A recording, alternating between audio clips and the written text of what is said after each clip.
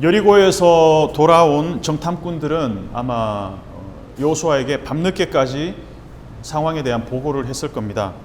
사흘 동안 여리고 땅에서 있었던 일을 라합을 만나던 시점에서 산속에 사흘을 머물다가 다시 돌아오는 그 시간까지 아마 상세한 보고를 했을 것 같아요. 그랬기 때문에 아마 잠을 그렇게 푹 자지는 못했을 것 같습니다. 어쩌면 여호수아는 뜬 눈으로 밤을 새웠을지도 모를 일입니다. 근데 그럼에도 불구하고 여호수아가 아침에 일찍 일어났습니다. 왜냐하면 정탐꾼의 보고를 듣고 결심이 섰다라는 것을 우리가 알 수 있습니다. 마침내 그날이 왔다. 아브라함에게 약속하셨던 그 땅에 들어갈 날이 바로 D-Day, 그 날이 바로 하루 앞으로 다가왔다는 것을 여호수아가 마침내 알아챘기 때문에 이제는 그 결전의 날이 내일이라는 것 때문에 잠을 푹 자지는 못했을 것 같아요. 그래도 아침 일찍 일어났습니다. 흥분되는 아침, 오늘 과연 요단을 건널 수 있을 것인가? 기대 반인 두려움 반. 여호수아가 마음에 어떤 그런 불안과 또 기대함, 여러 가지 복잡한 심경들이 있었을 것 같아요. 그래서 일어나자마자 캠프를 시딤에서부터 요단까지 옮겨옵니다. 3장 1절에 나오는 네 번의 동사를 한번 보면 여호수아가 아침에 일찍 일어나서 시딤으로부터 옮겼다. 그리고 요단까지 왔다. 거기서 유숙했다. 캠프를 쳤다. 일어났다, 옮겼다, 왔다, 캠프를 쳤다. 이 네 가지 동사가 우리가 바브 연속법이라고 얘기하는 그 연속 동작으로 바바바박 이렇게 나오고 있습니다. 텍스트에는 생략되어 있지만 여호수아가 일찍 일어나서 리더들에게 모든 백성들을 빨리 깨우라고 명령했을 것 같아요. 그들은 모두 신속하게 쉬팀에서부터 요단강까지 이 캠프를 옮겨왔습니다. 그리고 요단을 떠날 때까지 거기서 진을 쳤습니다. 자, 그들이 왔다라고 우리가 3장 1절에서 이제 해석을 할 수 있는데 한글 번역에서는 시딤을 떠나 요단에 이르러, 근데 그들이 요단에 왔다라고 하는 게 정확한 표현입니다. 그러니까 came to Jordan이 되겠죠. 그러니까 나레이터 시점은 지금 현재 요단에 있고 이스라엘 백성들이 요단을 향해서 이렇게 나아오는 것으로 묘사를 하고 있다는 거예요. 그러니까 영어에서도 나 지금 가고 있어 라고 하면 I'm going 이라고 하지 않고 I'm coming 이라고 하잖아요. 상대방 시점에서 다가오는 것을. 그래서 이제 요단은 멀리 나아가야 될 어떤 곳이 아니라, 그러니까 약속의 땅은 이제 아브라함부터 계속 내가 너에게 지시할 땅으로 가라 해왔다면 이제 요단은 오는 곳이 되었다는 것이죠. 눈앞에 있는 near at hand, 이제 바로 지척 코앞에 이제 있는 거리가 되어 있다라는 것입니다. 그래서 할라크가 아니라 간다라는 동사 대신에 보라는 동사를 씀으로써 점점 가까워지는 효과를 지금 나타내고 있다는 겁니다. 격세지감 같습니다. 처음에 아브라함에게 하나님이 아브라함을 불러내시면서 내가 너에게 지시할 땅으로 가라, 할라크, 가라는 동사를 썼을 때만 해도 목적지도 모르고 방향도 모르고 왜 가야 하는지도 모르고 이유도 몰랐는데 이제는 강만 건너면 됩니다. 그래서 눈앞에 있는 그 땅, 그 몇백 년 전부터 하나님이 해오셨던 그 약속이 이제는 실현되기 직전이라는 것입니다. 모호하던 그 약속이 조금씩 구체화되고 이제는 바로 현실 앞으로 다가왔을 때 저는 우리는 이 과정을 아브라함 이야기부터 쭉 봐왔잖아요. 근데 막상 이 이야기를 우리의 현실에 적용해 보려고 한다면 이야기가 좀 달라진다는 것입니다. 지금까지 걸어온 길을 우리가 반추해 본다면 그 과정이 보이잖아요. 하나님께서 그 막연해 보이는 길들을 이렇게 구체적으로 인도해 오셨구나. 그렇다면 우리는 이 여호수아 이야기를 우리의 이야기와 이렇게 연결시켜 볼 수가 있습니다. 근데 또 우리가 앞으로 가야 될 길들을 생각하면 막막하죠. 근데 우리가 확신할 수 있는 것은 이렇게 막막하고 모호하고 뭔가 이렇게 좀 추상적인 어떤 약속과 하나님의 이런 말씀들이 시간이 지나면서 조금씩 구체화되어 온 것을 우리는 성경을 통해서 보면서 또 우리의 경험을 통해서 보면서 앞으로도 하나님께서 여호수아와 이스라엘을 어떻게 인도하실지, 또 남아있는 우리의 일생을 하나님이 어떻게 인도해 가실지 우리로 하여금 기대하게 만든다는 것입니다. 우리의 역사를 알아야 하는 이유가 여기에 있습니다. 강의 상류로부터 흘러오는 그 강의 흐름을 이해하면 이 강이 어떻게 하류로 흘러갈 것인지 우리는 볼 수가 있습니다. 아브라함부터 모세를 지나 여호수아에 이르기까지 그 역사를 보면 앞으로 이스라엘이 어떻게 걸어가야 할지 그 역사가 우리는 보입니다. 갈대아 우르부터 홍해를 지나서 이제 요단강까지 이르렀습니다. 그 역사의 물줄기가 앞으로 어떻게 될지는 이제부터 여호수아와 이스라엘이 요단강을 건너서 어떻게 걸어가야 될지의 그 방향성을 제시해 준다라고 볼 수 있습니다. 3장 2절을 한번 보면 2절을 같이 읽어보겠습니다. 사흘 후에 관리들이 진중으로 두루 다니며. 자, 이 장면은 앞에 1장 10절하고 11절하고 연결이 됩니다. 앞에 잠시 한번 돌려보시면 여호수아 1장 10절과 11절을 보면 여호수아가 백성의 관리들에게 명령하여 진중에 두루 다니며, 자, 진중으로 두루 다니며 오늘 본문에 나오죠. 그 백성의 명령하여 이르기를 양식을 준비하라. 사흘 안에 너희가 이 요단을 건너갈 것이다. 이렇게 얘기합니다. 그러면 여호수아가 관리들에게 하는 명령의 내용이 진중에 두루 다니며 백성들에게 양식을 준비하라는 것이었습니다. 사흘 후에 요단강을 건널 것이다 라는 명시적인 이야기를 했습니다. 여호수아가 분명히. 그렇다면 이게 시간적으로 뭔가 완전히 딱 맞아떨어지는 것을 우리가 발견할 수 있습니다. 자, 정탐꾼들이 여리고에 머문 시간이 딱 사흘입니다. 라합의 집에서는 잠을 안 잤어요.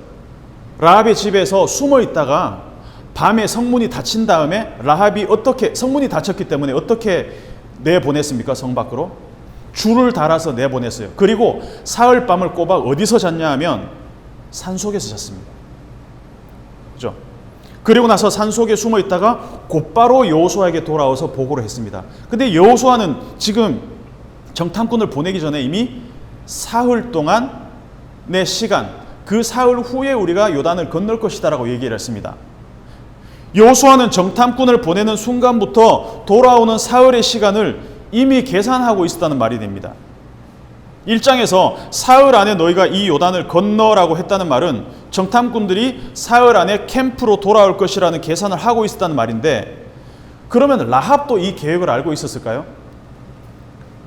근데 본문을 우리가 2장을 읽어보면 라합이 이 어떤 그 여호수아가 했던 말을 알고 있었을 가능성이 좀 낮습니다. 그죠? 만약에 라합이 정탐꾼들에게 나흘을 산속에 머물라고 했으면 어떻게 됐을까요? 사흘 후에 너희가 이 강을 건널 것이다라고 했던 여호수아의 말이 이게 어긋나게 되는 것이죠. 근데 이 타이밍이 기가 막히게 맞아떨어진다는, 이게 우연일까라고 우리는 한번 생각해 봐야 됩니다. 이게 우연이 아니라는 것을 발견할 수 있습니다. 왜냐하면 이것은 여호수아의 계획이었고 또 하나는 라합의 계획이었지만 이 두 개의 계획이 완벽하게 맞아떨어진 이 타이밍이라는 것은 이 너머에 어떤 보이지 않는 손이, 보이지 않는 어떤 누군가가 이 두 개의 타이밍을 완전하게 하나로 묶고 있다는 것을 우리가 추측해 볼 수 있다는 것이죠. 라합과 여호수아는 서로 만난 적도 없습니다.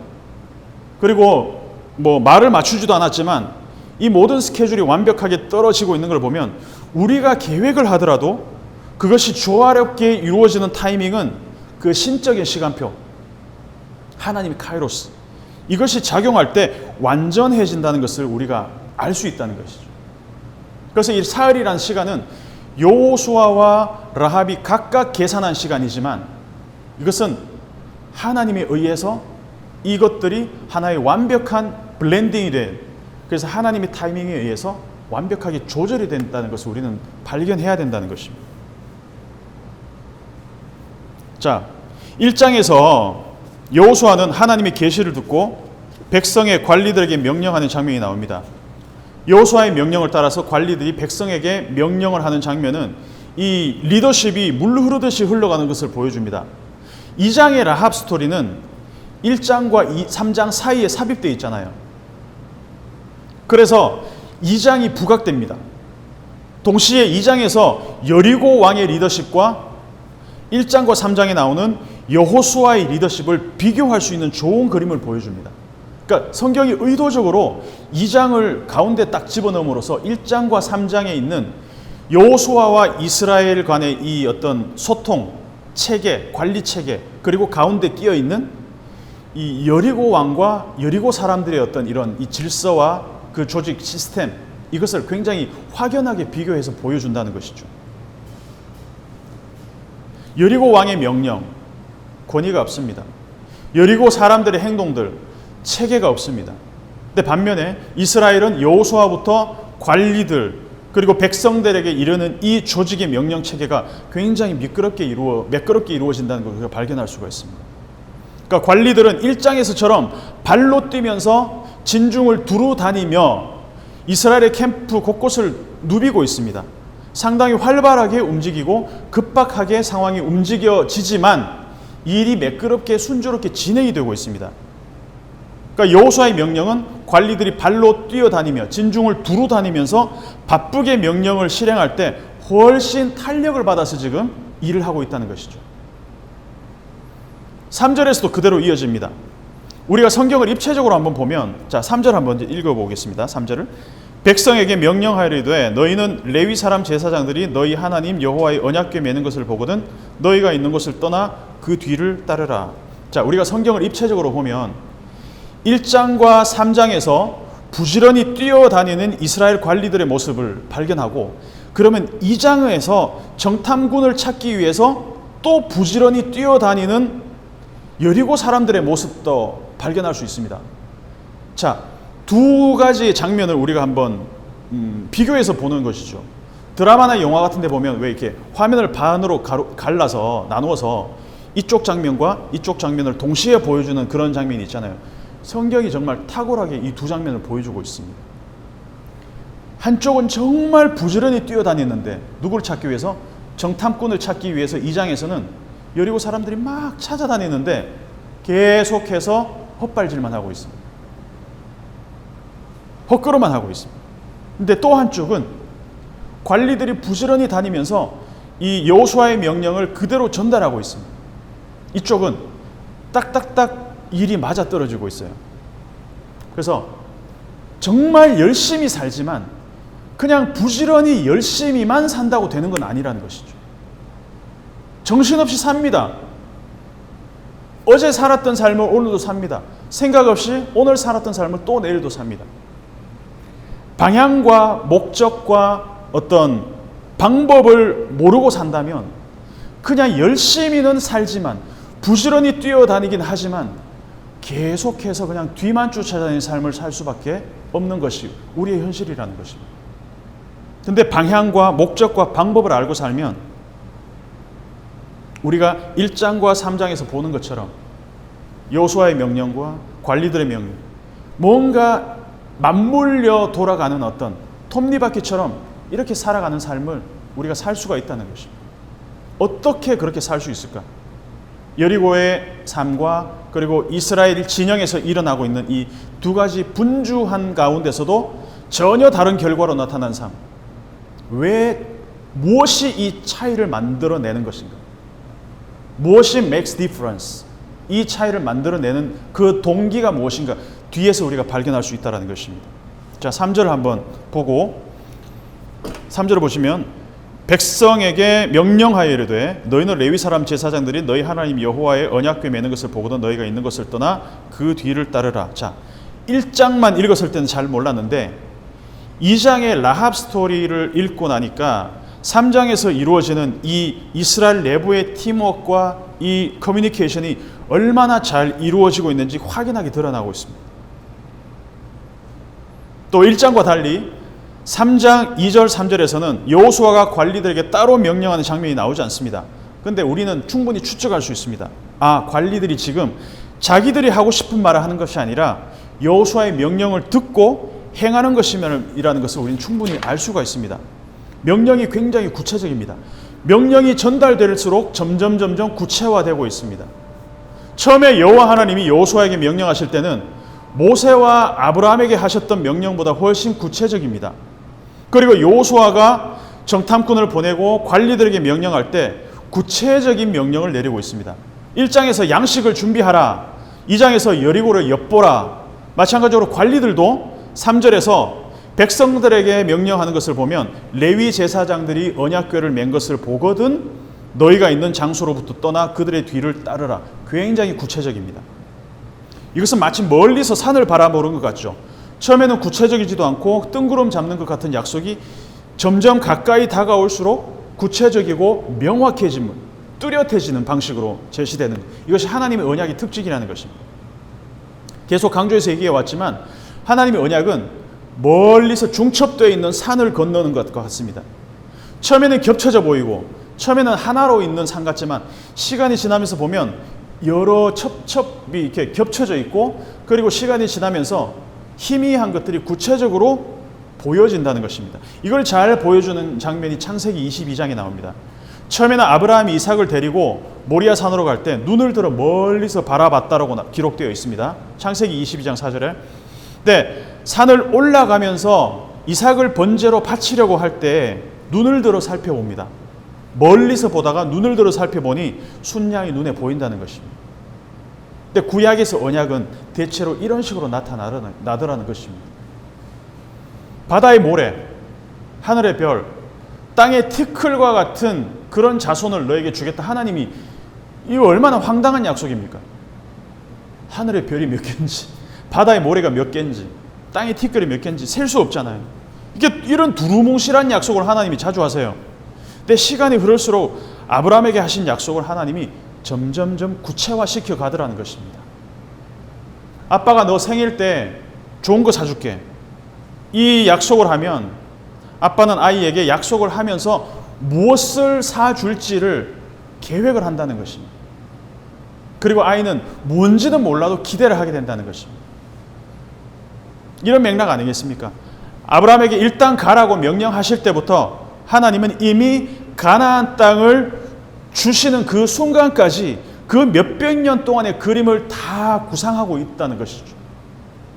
그리고 그것을 하나씩 실현화시키고 구체화시키면서 나중에 짜잔, 부모가 아이에게 선물을 줄 때처럼 서프라이즈를, 그리고 그 서프라이즈를 통해서 놀라고 흥분되고 기뻐할 것들을 하나님 혼자 먼저 기뻐하고 있다는 것입니다.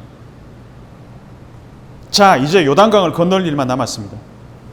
그리고 무엇보다도 요단을 먼저 건너야 할 것은 지금까지 아브라함과 이삭과 야곱에게, 모세에게, 여호수아에게 말씀하셨던 그 언약궤, 이 언약궤가 다시 말씀드려서 하나님이 먼저 그 땅으로 들어가려는 순간이라는 것입니다. 가라 했는데, 아브라함에게 가라 해놓고 하나님이 먼저 가고 계시더라는 것입니다. 여호수아에게 건너라 했는데 하나님이 먼저 건널 준비를 하고 계시라는 것이죠. 보시면 반복적으로 표현되는 표현들이 있습니다. 오늘 읽은 본문에 너희라는 표현이 계속 반복적으로 표현됩니다. 너희는, 너희 하나님, 너희 있는 곳, 너희의 하나님. 이거 어디서 많이 듣던 표현 아닙니까? 2장 11절을 한번 보겠습니다. 2장 11절. 우리가 듣자 곧 마음이 녹았고, 이게 지금 라합이 하는 얘기입니다.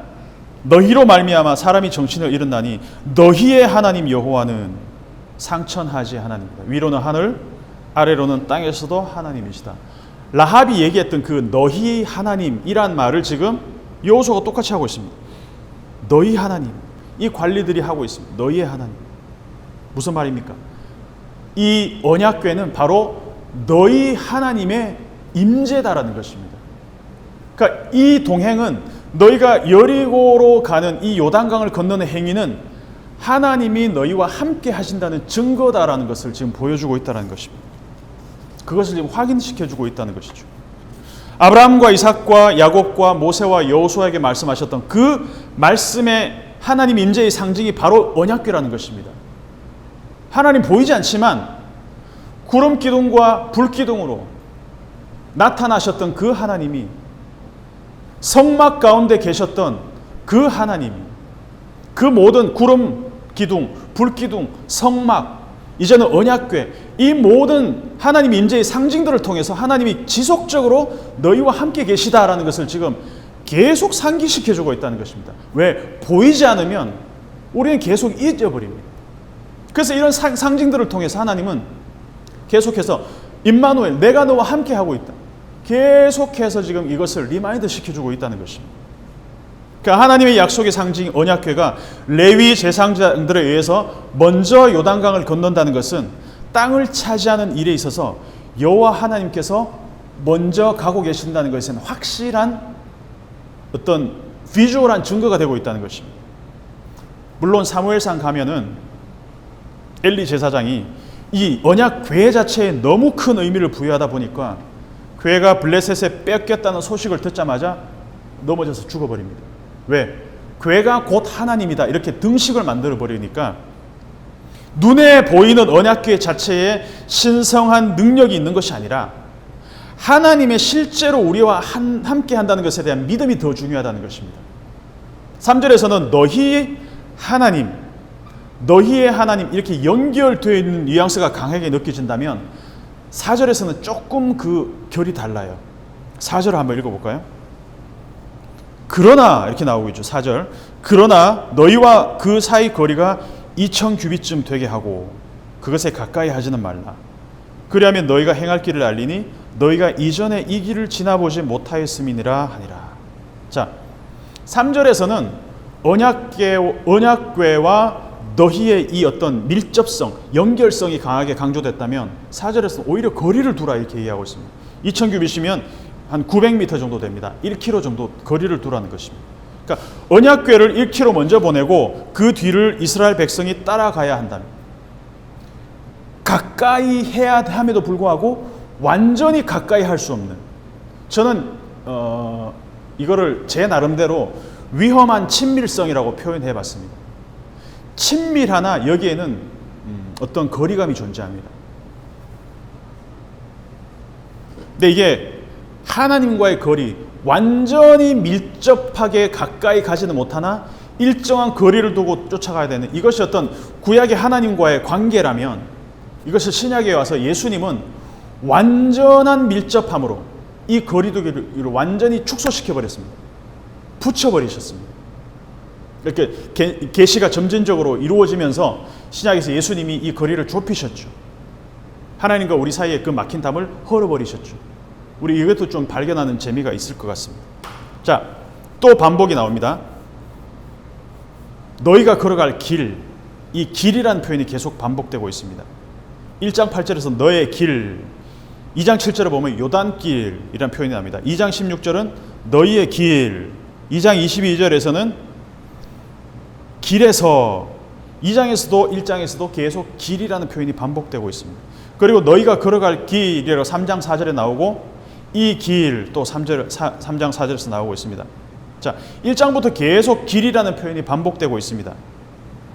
1장 3절에서는 발로 밟는 모든 것을 너희에게 주겠다라는 표현이 나오고 1장 8절에서는 말씀이 너의 길을 평탄하게 할 것이다. 2장의 라합 스토리에서는 여리고 사람들이 주어로 쓰인 7절과 22절에서는 길을 못 찾고 헤매는 장면이 나옵니다. 반면에 2장 16절은 라합이 알려주는 정보를 통해서 길을 제대로 찾는 내용이 나옵니다. 그리고 3장 4절을 나오는 길은 전부 여호와 하나님과 관련되어 있습니다. 너희는 길을 모르지만 여호와 하나님이 먼저 가시면 너희가 행할 길을 알 것이다. 제가 왜 계속 이 길에 대한 이야기를 반복해서 하냐 하면 여기에 중요한 메시지가 있기 때문입니다. 정말 중요합니다. 종합해보면 이런 겁니다. 여리고 땅인데도 불구하고 이 장에서는 여리고 사람들은 자기들 땅에서도 정탐꾼을 찾지를 못해요. 내가 너무 익숙하고 잘 아는 우리의 어떤 구역이라고 생각하는 그곳에서도 여리고 사람들은 정탐꾼을 절대 찾지 못합니다. 하지만 라합이 정탐꾼에게 알려주는 그 길은, 그리고 거리를 두고 언약궤를 따라가는 그 길은 가야 할 길이 보이더라는 것입니다. 여기에서 우리가 하나의 중요한 원리를 발견할 필요가 있습니다. 너희와 그 사이 거리가 2000규빗쯤 되게 하고 그것에 가까이 하지는 말라. 그리하면 너희가 행할 길을 알리니 이렇게 되고 있습니다. 너희가 이전에 이 길을 지나보지 못하였음이니라. 자, 한 번도 가보지 않은, 지나보지 않은 길을 너희가 어떻게? 너희가 행할 길을 알 것이다. 어떻게? 하나님의 언약궤를 너희가 따라갈 때.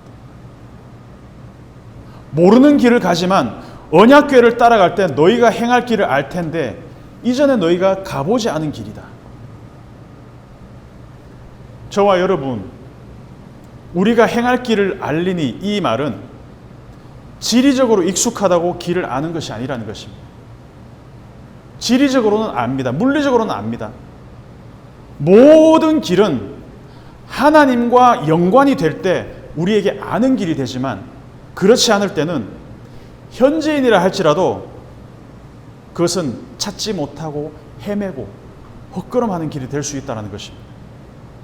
그러니까 아무리 낯선 길이라도 길을 보여주시는 분에 대한 신뢰가 있다면 처음 걸어가고 이전에 이 길을 지나보지 못했던 길이라 할지라도 우리는 그 길을 헤매지 않고 찾아갈 수가 있습니다. 근데 늘 가던 길이라 해도 하나님과 상관없이 가는 길이라면 헤매고 또 헤맬 수밖에 없는 메시지를 우리에게 전달하고 있습니다. 자, 1장과 3장에서 이스라엘과 여호수아는 명령체계와 이 소통고 질서 있게 이루어지고 모르는 길도 언약궤가 내비게이션이 되어주고 요단을 사흘 안에 걷는 타이밍도 완벽하게 이루어졌습니다. 이 모든 시스템, 명령체계와 커뮤니케이션과 내비게이션과 타임, 모든 것이 완전한 조화를 이루고 있습니다. 그러면 2장에서의 모습을 우리가 다시 한번 볼 필요가 있겠죠. 2장에서 여리고에서의 모습은 어땠습니까?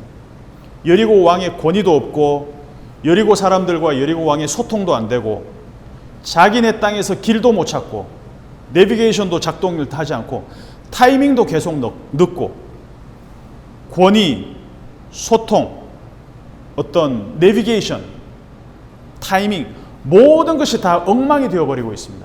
그러면 우리는 예상할 수 있습니다. 아, 여리고의 운명이 얼마 남지 않았구나.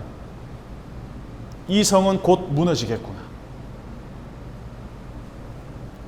의도적으로 지금 성경이 계속 비교해서 보여주고 있지 않습니까? 우리 이것을 발견해야 된다는 것입니다. 성경의 의도를 읽어야 된다는 것입니다. 왜냐하면 우리 현실에도 이것을 적용해야 되기 때문입니다. 자, 가장 중요한 원리는 인생의 내비게이션이 되시는 분의 음성을 인식하고 그분이 제시하는 길을 따라가면 절대로 오류가 생기지 않는다는 것을 우리는 발견해야 된다는 것입니다. 그래서 오늘 제목도 오류 없는 내비게이션이라고 제가 부제를 적어봤습니다. 5절을 한번 읽어보겠습니다. 시작. 여호수아가 또 백성에게 이르되 너희는 자신을 성결하게 하라. 여호와께서 내일 너희 가운데에 기이한 일들을 행하시리라. 여호와께서 먼저 가시는 길을 따라갈 때 그 길을 알게 될 것이라는 말과 마찬가지로 너희 자신을 거룩하게 할 때, 성결하게 할 때 여호와께서 너희 가운데서 무언가를 행하실 것이라는 신탁입니다. 그러면 왜 스스로를 거룩하게 해야 될까? 그분이 거룩하시기 때문입니다. 그분이 먼저 가신 길을 우리가 따라갈 때 그 길이 아는 길이 되는 것처럼 그분이 거룩하시기 때문에 우리도 성결하게, 우리도 거룩하게 되어야 그분이 가셨던 그 길을 우리의 길로 만들 수가 있다는 것입니다. 이 순서가 중요하다는 것입니다. 자, 모세가 성막을 만들고 성막을 중심으로 이스라엘 12지파가 진을 칩니다. 여호와와 하나님과 이스라엘이 동거하는 가장 중요한 원리가 뭐였냐? 거룩함이었습니다. 내가 거룩하니 너희도 거룩하라. 이게 레위기의 핵심입니다. 누구라도 거룩함을 상실하면 어떻게 되냐? 진 밖으로 쫓겨났습니다. 그래서 너희 가운데서 여호와의 일을 행하는 것을 보기 위해서는 그 선결 조건이 뭐냐? 스스로를 거룩하게 하는 것입니다. 6절을 보면 여호수아가 제사장들에게 명령하는 내용을 제사장들이 곧바로 따르고 있습니다. 자, 맸다, 언약궤를 맸다라는 동사와 걸어갔다는 동사는 둘 다 또 연속 동작으로 쓰였습니다. 곧이라고 번역에 나와 있죠. 여호수아의 명령이 떨어지자마자 실행에 옮겼다는 것입니다. 3절에서는 관리들이 백성들에게 너희가 제사장들이 언약궤를 매는 것을 보거든 따라 걸어라 라고 명령하고 6절에서는 여호수아가 제사장들에게 말하고 있습니다. 기록된 것은 3절과 6절의 시간 순서로 된 것 같지만 실제로는 여호수아와 관리들 그리고 제사장들에게 합의가 먼저 이루어진 다음에 백성들에게 명령한 것으로 우리가 발견할 수가 있습니다. 1장에서 보여준 그 소통의 체계화가 3장에서 그대로 이어지는 것을 우리가 볼 수가 있다는 것이죠. 제사장들이 언약궤를 매는 것이 신호입니다. 6절을 보면 그것을 백성들이 눈으로 보면 곧 따라가야 합니다. 언약궤에는 하나님의 말씀이고 말씀이 가는 방향이 눈에 보이자마자 이스라엘 백성들이 따라가야 됩니다. 그리고 이 원리가 1장에서 제시되었습니다. 율법을 지켜 행하라. 이 율법이 율법을 지켜 행한다는 것, 이것을 비주얼하게 보여주는 게 바로 언약궤를 메고 가는 제사장들의 모습이라는 것이죠. 좌로나 우로나 치우치지 말라. 1장에서 그렇게 얘기했죠. 그리고 언약궤만 보고 따라가라라고 얘기하고 있습니다. 말씀이 제시되는 방향만 보고 가라라고 이정표가 제시되었습니다.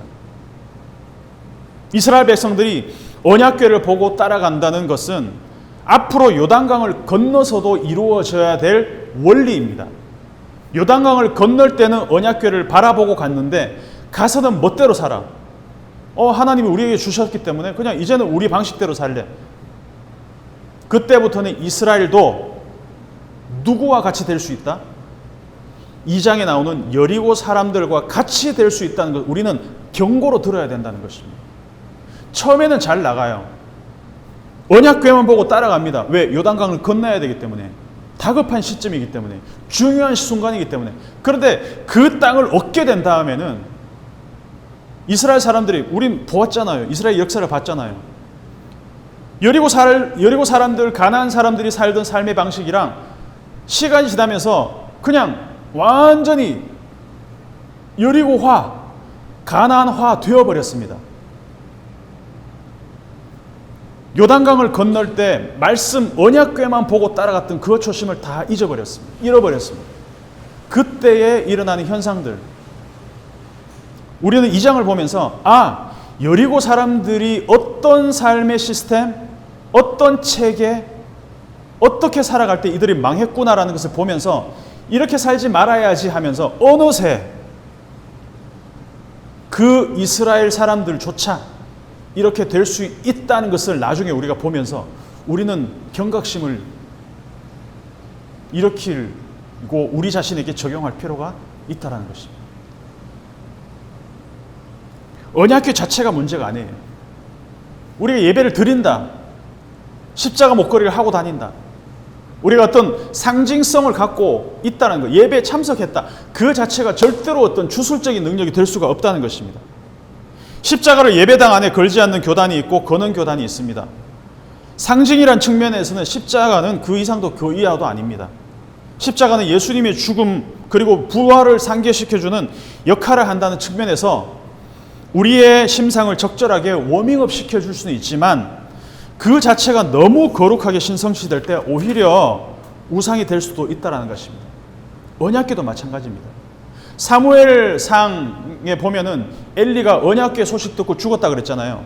그 말은 뭐냐 하면 그동안 언약궤는 중요하게 생각하고 살았는데 언약궤의 그 중요성은 요단을 건너기 전부터 있었던 그 중요성이 그대로 이어졌는데 정작 그 언약궤 말씀을 따라서 자신을 성결하게 하는 삶을 살지 않았다는 증거라는 것입니다. 그래서 여기서 중요한 것은 언약궤가 아니라 너희 자신을 성결하게 하라. 이게 훨씬 더 중요한 메시지라는 것입니다. 하나님은 거룩하신 분입니다. 하나님 언약궤는 변하지 않습니다. 하나님의 말씀은 변하지 않습니다. 중요한 것은 그 언약궤를 따라가고 있는 너희 자신이 얼마나 성결한가, 그것을 우리가 체크해야 한다는 것입니다.